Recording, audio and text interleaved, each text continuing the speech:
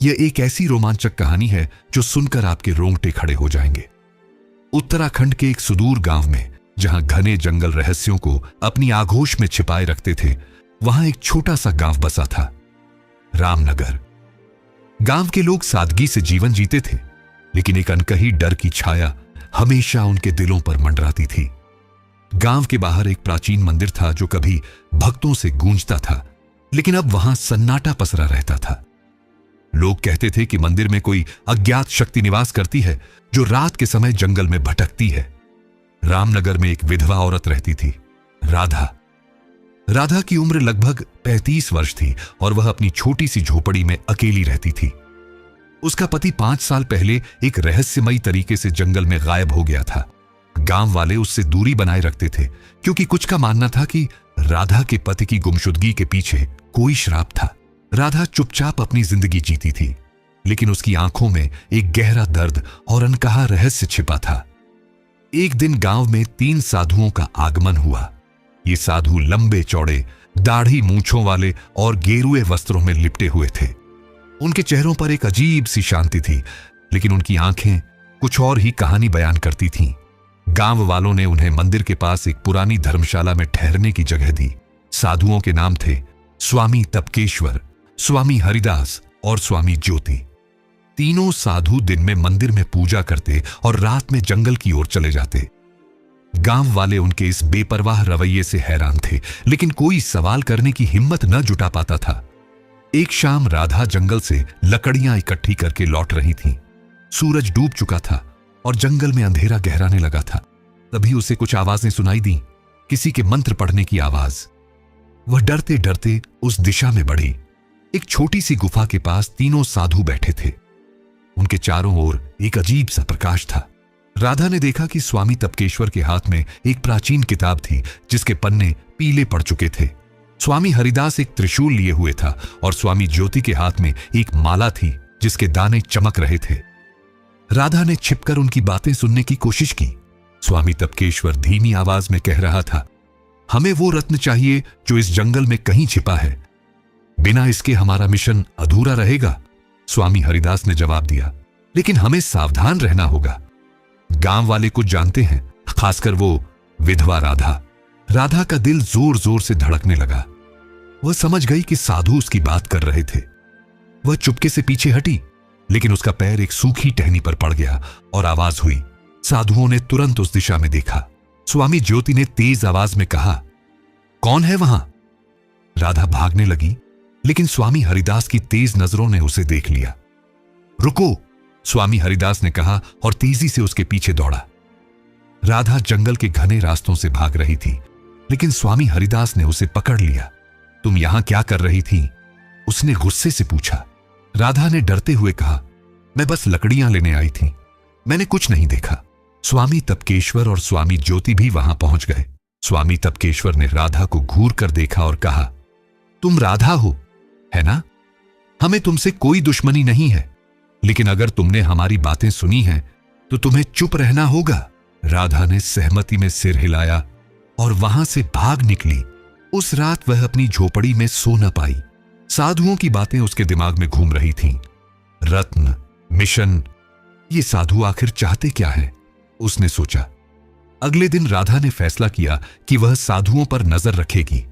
वह जानना चाहती थी कि वे क्या छिपा रहे हैं। उसने अपने पति की गुमशुदगी को भी इस रहस्य से जोड़कर देखा। शायद साधुओं का मिशन और उसके पति का गायब होना एक दूसरे से जुड़े हुए थे। वह दोपहर के समय चुपके से मंदिर के पास गई। साधु वहां नहीं थे। उसने मंदिर के पीछे एक पुराना कुआं देखा जो सूख चुका था।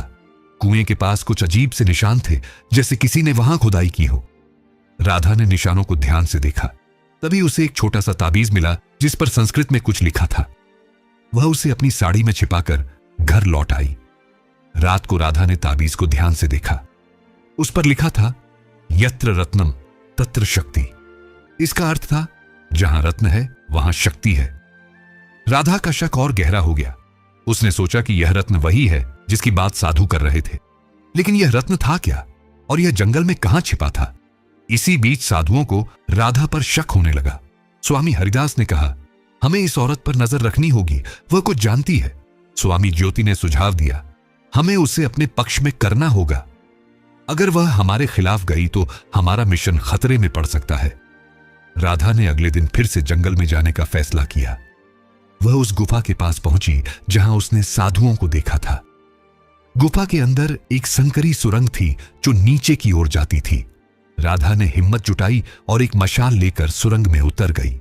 सुरंग के अंत में एक बड़ा सा कमरा था जिसकी दीवारों पर प्राचीन चित्र बने थे। चित्रों में एक विशाल रत्न को दर्शाया गया था जो एक शिवलिंग के पास रखा था। राधा को समझ आ गया कि यह रत्न मंदिर से जुड़ा है, लेकिन तभी उसे पीछे से किसी के कदमों की आहट सुनाई दी। वह डर गई और एक पत्थर के पीछे छिप गई। स्वामी तपकेश्वर और स्वामी ज्योति गुफा में दाखिल हुए। स्वामी तपकेश्वर ने कहा, हमें जल्दी करनी होगी। पूर्णिमा की रात को रत्न की शक्ति अपने चरम पर होगी। राधा ने सुना कि साधु पूर्णिमा की रात को मंदिर में कोई अनुष्ठान करने वाले थे। वह चुपके से गुफा से निकल आई और गांव लौट गई। उसने फैसला किया कि वह गांव वालों को सच्चाई बताएगी, लेकिन उसे डर था कि कोई उसका यकीन नहीं करेगा। पूर्णिमा की रात आ गई। चांद की रोशनी में जंगल और मंदिर चमक रहे थे।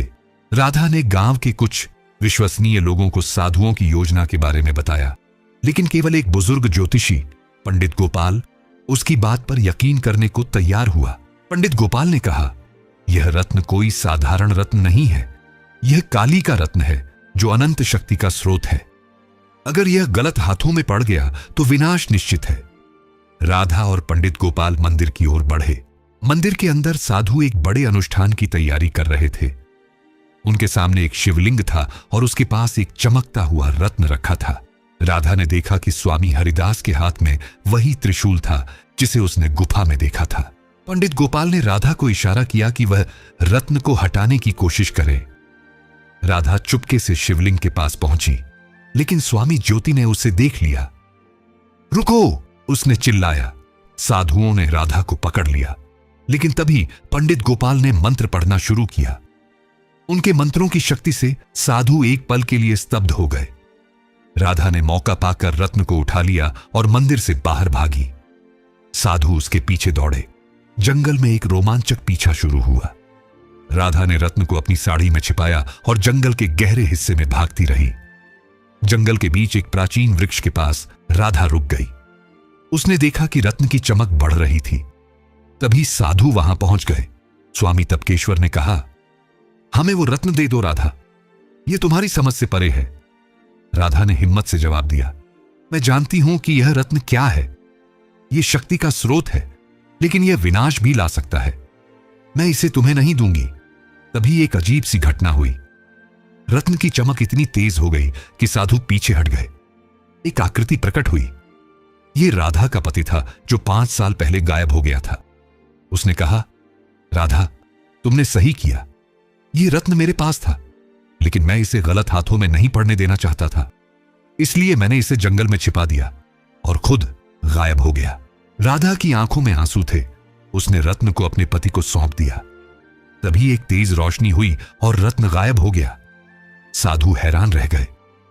स्वामी तपकेश्वर ने गुस्से से कहा, तुमने हमारा मिशन बर्बाद कर दिया। लेकिन स्वामी ज्योति ने कहा, शायद यह रत्न किसी के पास नहीं होना चाहिए। राधा का पति उसे आखिरी बार मिला और बोला, मुझे अब जाना होगा राधा, तुमने साहस दिखाया। इसके बाद वह आकृति गायब हो गई। साधु गांव छोड़कर चले गए। गांव वालों ने राधा को एक नायिका की तरह सम्मान दिया। रामनगर में फिर से शांति लौट आई। राधा अब अकेली नहीं थी। उसके पास गांव वालों का प्यार और सम्मान था, लेकिन उसके दिल में एक सवाल हमेशा रहा, वह रत्न आखिर गया कहां? कहानी का अंत एक रहस्य के साथ हुआ जो रामनगर के जंगल में कहीं छिपा रहा।